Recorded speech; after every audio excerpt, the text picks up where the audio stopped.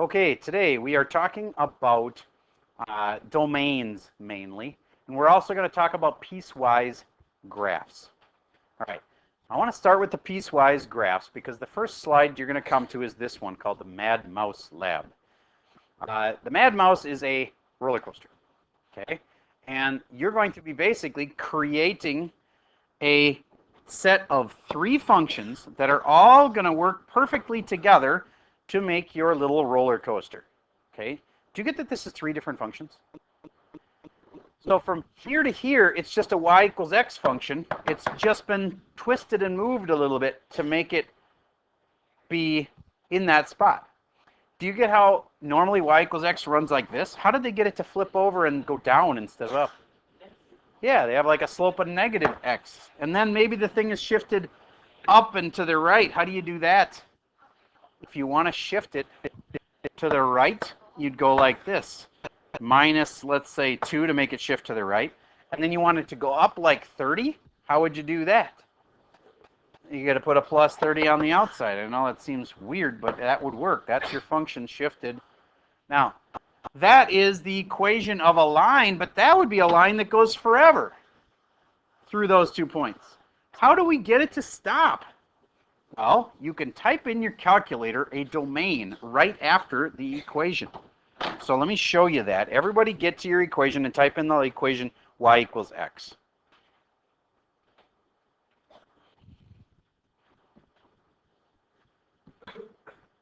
All right, clear that and clear that, and just y equals x.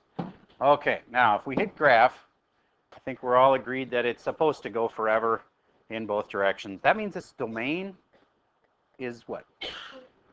Negative infinity, positive infinity. Okay, good. But I want its domain to only be, let's say I want this to be only going until about here, and then I want it to stop. Then would you agree we want x to be less than or equal to 0? Or maybe even just less than 0, but one of those? Okay, because that way this part won't show up. All right, I'll show you how we can do that. So everybody go back to your y equals, and now put the x in parentheses. You have to put parentheses x. And it's like saying, here's my function, and here's where I want you to graph it, Mr. Calculator. I want you to, don't put a comma in, my bad, parentheses, there we go.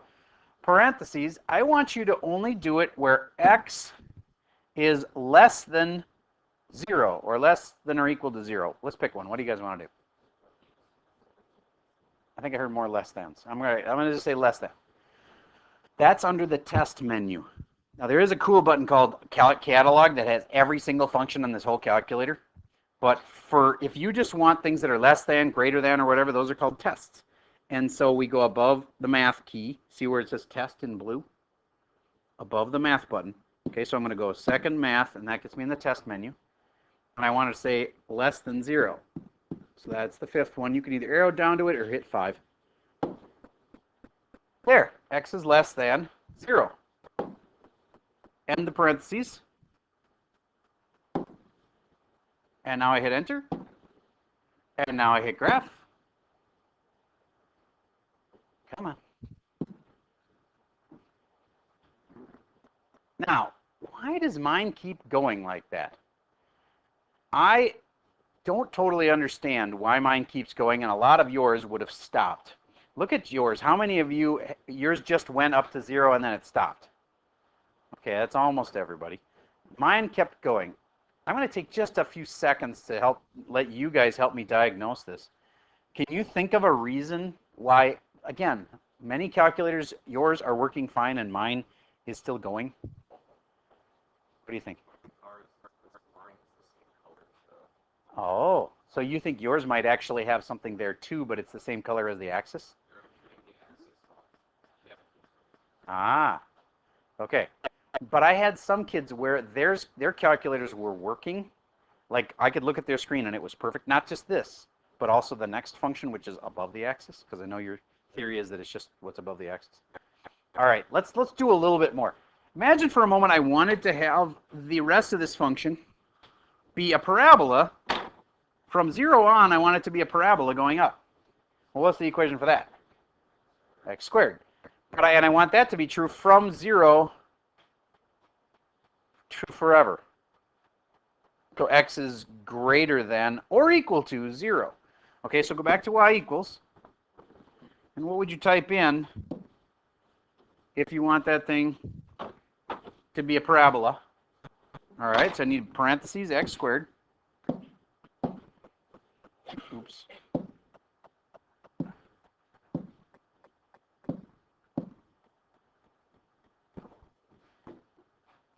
X squared. Could have done that a lot faster if I hadn't hit the wrong key. And then x is greater than or equal to, under the test menu, greater than or equal to is the number 4. 0. Now I go to graph. And again, it does that weird thing where it like has to start over on the left. Now I think, yes, you got an idea? Well, I don't know what's happening with yours, but for some reason mine has everything above the x-axis shaded. Oh, I know what that is.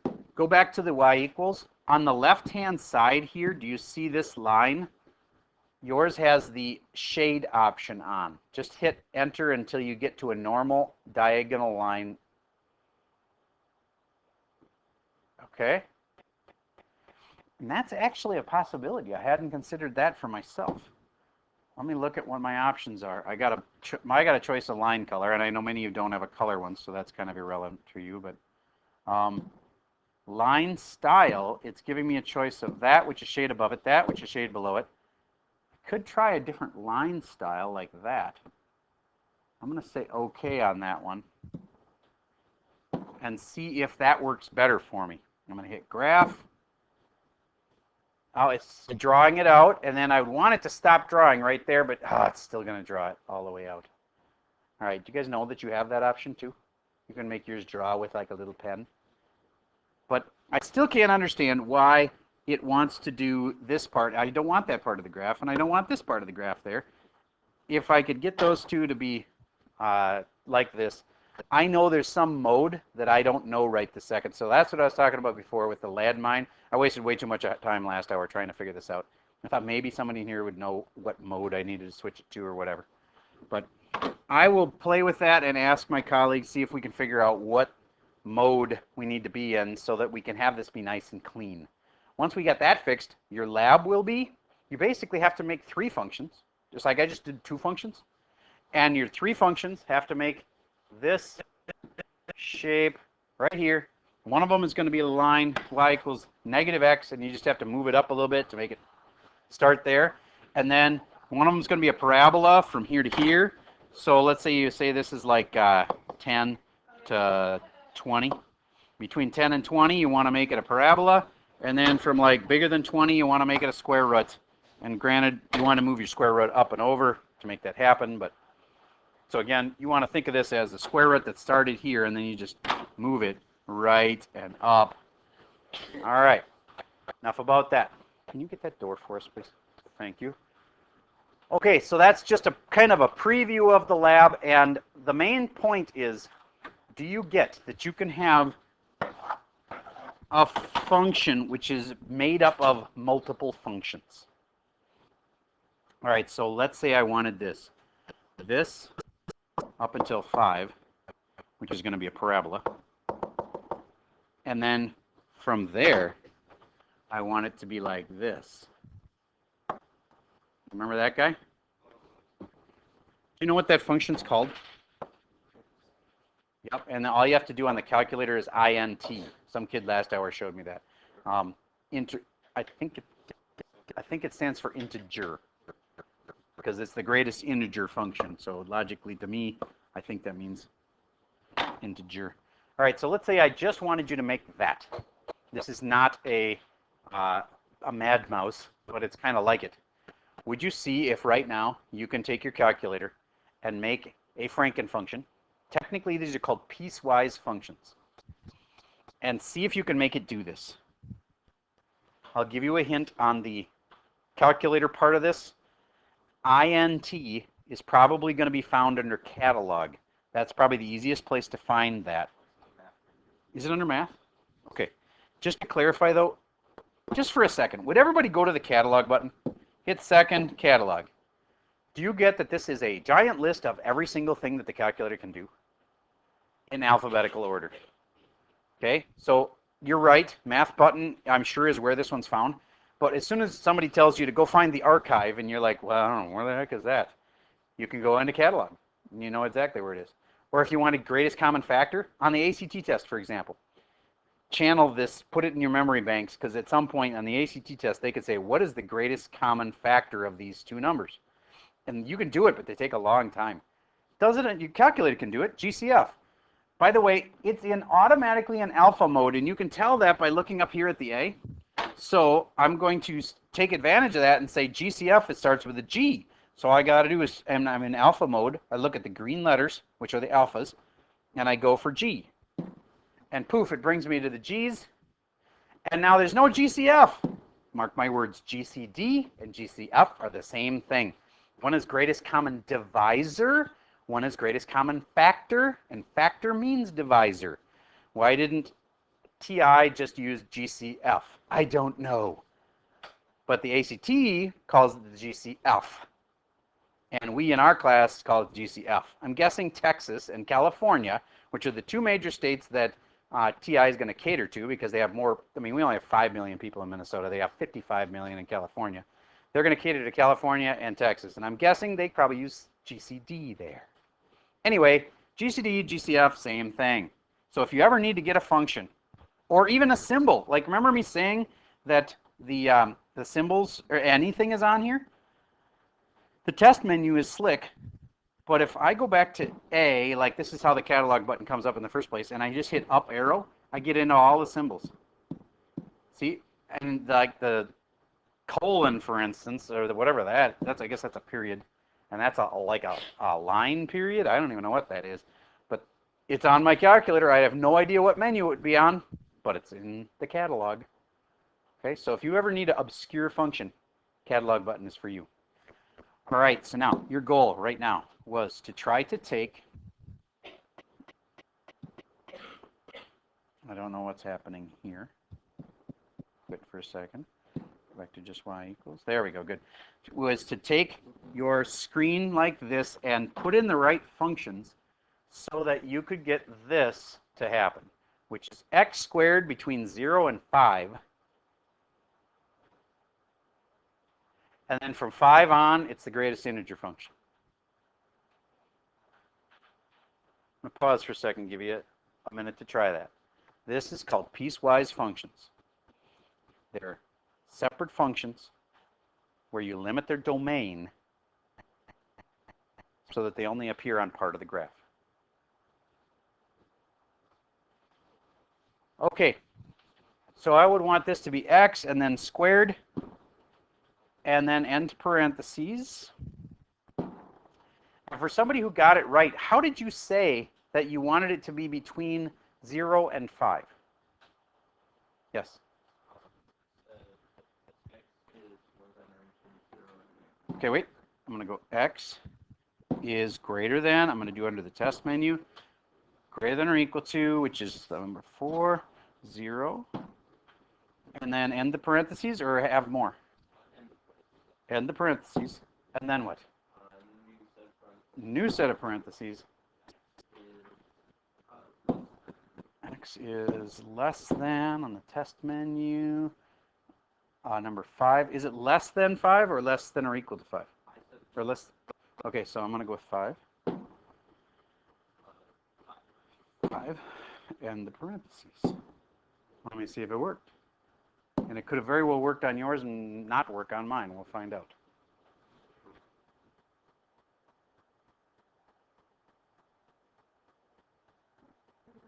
All right, now it's graphing the other thing. Okay, so I got to get this second one out of here. The second one, we wanted a function that was the greatest integer function, right? And did you find that under the catalog? Is that how you did it? Was that under math? Okay, so I'm going to go to math. under num and int. All right, and again, you could have looked that up under the catalog and then searched under the letter I. Integer x and the parentheses, and then end the parentheses again.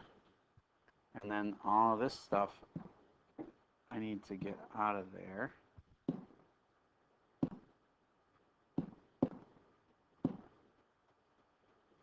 There, and then what do I want this to be? X is greater than or equal to 5? All right, I bet you that works. Okay, again, we should ignore this line. I don't know why it's showing up. I'm going to try to figure out how to get it out of there. And on the red one, it's doing the integer function from there. All right. Now, how come they aren't matching up? What? Yes? And 5, if I do 5 squared on my parabola is going to be at 25, right? All right, so if I really wanted to get these to match up, I got to flatten out my parabola quite a bit so that my parabola kind of goes like this. Do you get what I'm saying? How can you squish your parabola? Shrink it. So I'm going to go back to y equals. And should that be an inside, like a left-right shrink, or an outside, like an up-down? Up-down. So I'm going to go insert. And I want to put a decimal there, right? To make it shrink. So let's say we'll go with like a 0.5. And let's see if that shrinks it enough.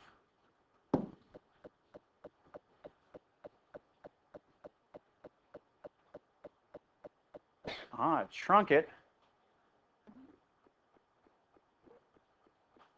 But they still aren't matching up. Maybe if I, what did you get? 0.2, I like it. So I'm going to go to, why? Because I'm going to go to 0.2 instead. And then try graphing it. Do you get there's a lot of guess and check on this? And that's how you're going to do the Mad Mouse Lab. Okay? And that's not due until after your test is done. But it's going to be on this. There we go. Matched up pretty nice. Okay, so that's sort of like the Mad Mouse Lab. All right. Now, I wish I could get these lines to stop drawing in here and in here, but I will find the right mode or whatever that'll fix that. We'll talk more about that later. All right, now the last part of the lesson for today, which is about finding, go to the thing that says poison. And this was just a kind of a dumb joke about how you could, if you have a patient who's got West Nile or some nasty disease, you could, if you're just determined to kill the disease, you might end up killing the patient.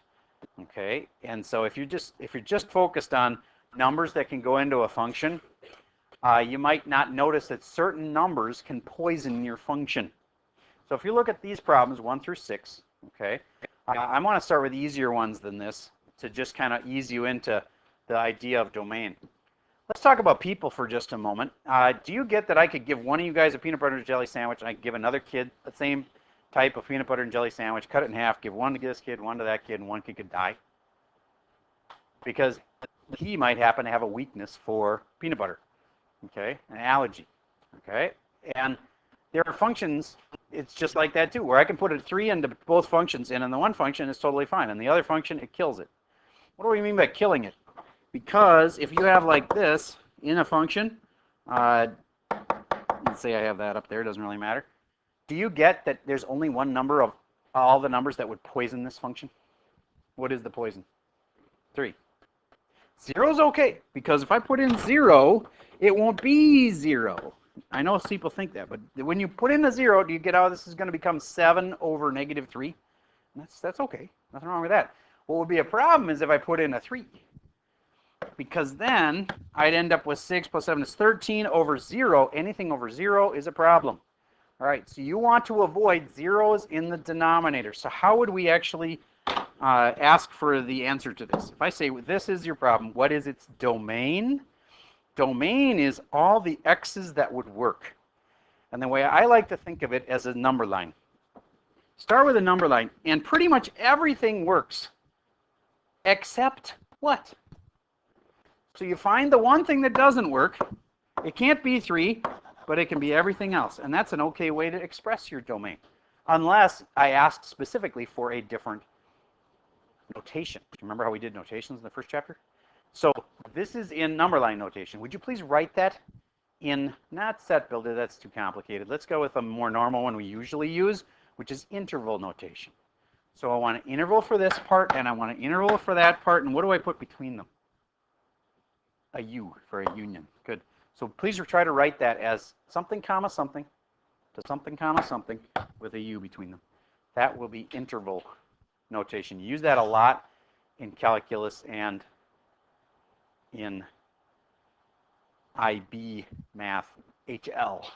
HL in calculus is the decision that you're going to have to make at the end of this year. You can take calculus in the HL form, or you can take calculus in the AP Calc form, or you can take calculus in the regular calculus form. So most of you guys being in an honors class are probably going to head towards one of the 2 honors options. So we'll talk more about that choice coming down the road. Did you say from negative infinity until 3, and then 3 to infinity? Raise your hand if you have that right. Okay, good. That's how you get right your domain when you have a number in the bottom that it can't be. What if there's 2 numbers that it can't be? 2x plus 7 over x minus 3 times x plus 4. Do you get that either positive 3 or negative 4 would crash this? So then you just make a number line and you'd say, okay, it can't be positive 3 or it'll crash it, and it can't be negative 4 or it'll crash it, and it can be everything else, and you'd have 3 sets of parentheses if you were going to write it in interval. Any questions about that? All right, so then how does this get any harder? Only because we throw in some square roots. Do you agree that there would be some number I could put in for x that would make this thing come out to a negative underneath the square root? That would be a problem. In fact, instead of just being one number that crashes it, there's many numbers that crash it. So we have to give a set of answers that would, do we give the set of answers that crashes it or the set of answers that works? That works. Domain is what works in your function. Okay, so then what we do is, here's a nice simple way to do this. Always take what's underneath the square root and say 2x plus 1 needs to be greater than or equal to 0. Think about it. If you make what's underneath the root stay positive, which is also known as greater than or equal to 0, then you won't have a problem, right? Everybody solve that little equation. Simple baby equation. You can solve that. Solve it on your iPad. And in a moment, turn it and show it to the person across from you. Everybody's got somebody across from you, except you guys have to make a triangle. There. I'll pause for a second while you do that. Okay, so you should have said minus 1 on both sides, 2x greater than or equal to negative 1, then divide by 2, x greater than or equal to negative 1/2. Raise your hand if you had that. Okay, good. Now, how about if I make it a little more complicated? You've already got your number line for this, right? Let's leave that all there, and it's all would still work if I just change the denominator. Let's get rid of this. Let's change the denominator on this problem to be over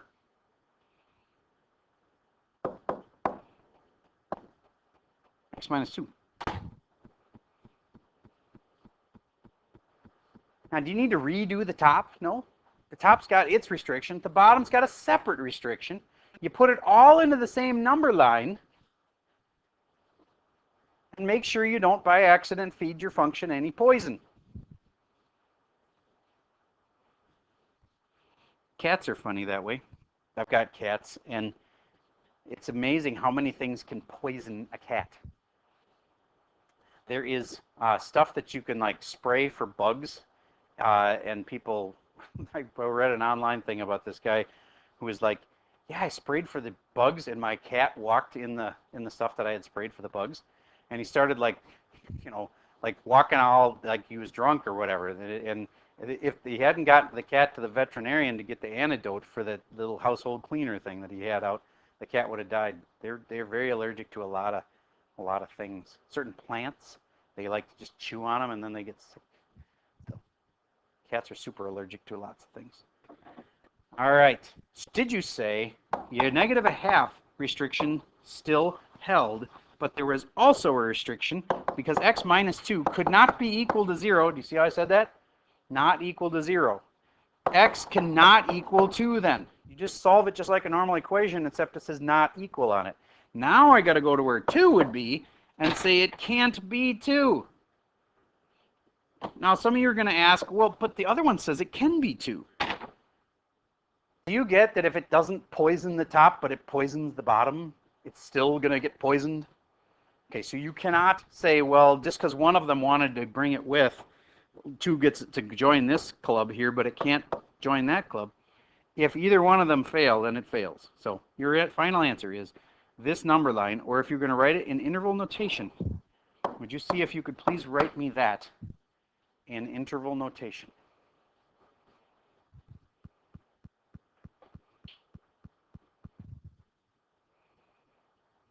Negative a half to 2. And can it be negative a half? So bracket. How many of you remembered the bracket? Be honest. All right. And then from 2 to infinity.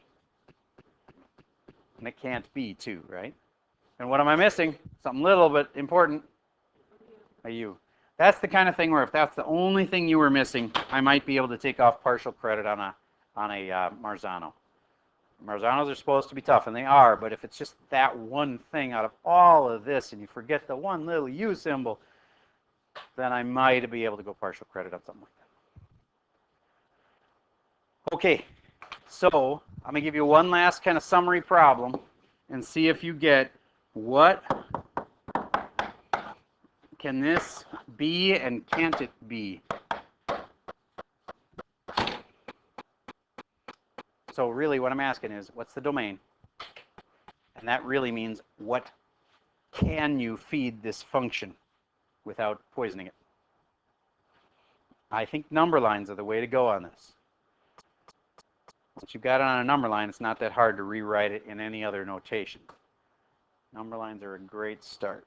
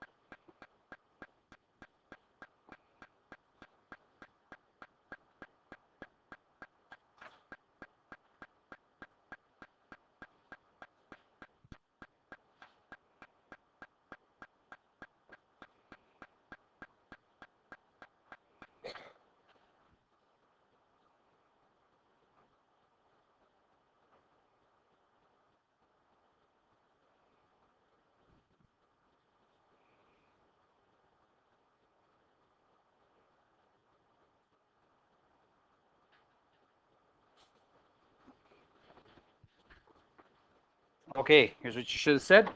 The bottom part, x squared minus 4 cannot be equal to 0. And do you remember me saying a little statement, if you can factor it, you should? If you did that, your life would be better right now. And then right away, I can see the two things that would make it equal 0 would be 2 and negative 2. Okay? So here's my number line. And 2 and negative 2 may not be the only things to consider, but negative 2 and 2 better not be fed to this function or it would poison it. Raise your hand if you had that part right. Okay, good. Now let's put it with the other part. The other part up here is saying x plus 7 needs to be greater than or equal to 0. Do you remember why it's allowed to be equal to 0? Because it's on the top, and the top can be 0. Just the denominators can't be 0.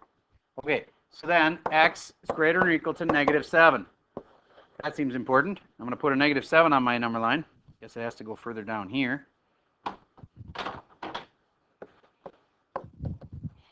And it can be negative 7, but it needs to be bigger than negative 7. Now, should I color right through those other empty spots? No, because those are poisons for this function. So it's allowed, it's going to work up to there, and then it's going to work to there, and then it's going to work after there. And there we go. Now, can it work in this little zone right here? Yep. In this little zone right here? Yep. In this little zone right here? Yep. And you need unions between each of them if you were going to write it in interval notation. How many of you had a number line that matched that? Good. Okay. Then you get domains. And that's my main goal for today, was introduce you to those functions that are like in pieces, piecewise functions that we're going to make the little roller coaster out of when we're all done. And then to actually start your homework, we're going to do things like this. Now this one looks really complicated, but it's just this denominator right here can't be 0, right? So it's just an equation. 1 minus 4x over x minus 3 can't be equal to 0. How do I clear my denominator? That's a skill from the top 20. You multiply everything by that denominator. Multiply everything by x minus 3. When you go 0 times x minus 3, it's just still 0. And you multiply this by x minus 3, and this by x minus 3. And that cancels that. And this becomes x minus 3 minus 4x cannot equal 0. And then you just solve it down and eventually find out what x can't be. So even if they're scary looking, you still follow the same rules. But one more little thing, do you get that can't be equal to 0 too? That's also the denominator of fractions. So then another thing to put on your number line is x cannot be 3, right? Okay. All right, so in this one, they throw in a denominator that's a square root. Remember, normally square roots, you say t plus 3 greater than or equal to 0. But in the case of a denominator, you'd have to also factor in that 6 minus the square root of t plus 3 cannot equal 0. And you'd have to solve that. Because if this part right here comes out to a 6, normally that's not a problem for a square root to come out to 6. But if we, for instance, put in a 33 right here, do you get I'd end up with the square root of 36, which would be 6. And then I have 6 minus a 6, and that would make it crash. Okay, so you have to consider complicated ones. You're in honors, so we can't just have it be as simple as the ones I showed you before. This minus this has to be set not equal to 0. I'm going to pause for a second. Okay, so your assignment for today is problems like this. We're going to skip down to right. I'll show you exactly where I want you to start. Normally we would be doing these, but I don't want to. I want to start here. Your assignment starts on problem 37. And you're going to do 39 and 41 and 43 and 45, and then the whole next page, 45, 47, 49, and 51. All right, so now, back to here. Let's actually look at the first one here. What? This is way more complicated than what we saw before. Okay, well, do we have any square roots? No. Do we have any denominators that could possibly be equal 0? Then you can't crash this thing. It's an important distinction. If there is no denominator, and if there is no square root, then you can put in anything you want. There is no limits on your domain. Okay? So all you have to worry about is denominators, like here. That one's got a denominator to worry about. Do I care if the top becomes 0? Nope, I don't care. Top can be 0. So all I'd have to worry about is denominators and square roots. So you have to set that x plus 1 not equal to, sorry, wait a minute, not equal to 0, and solve from there. This can factor, so that'll be easier. Not equal to 0. Your square roots, you set what's underneath them. 3 minus x. Notice no square root. Not equal, no, sorry, greater than or equal to 0, because square roots need to stay positive. All right, that's your assignment. That's all I got for you for today.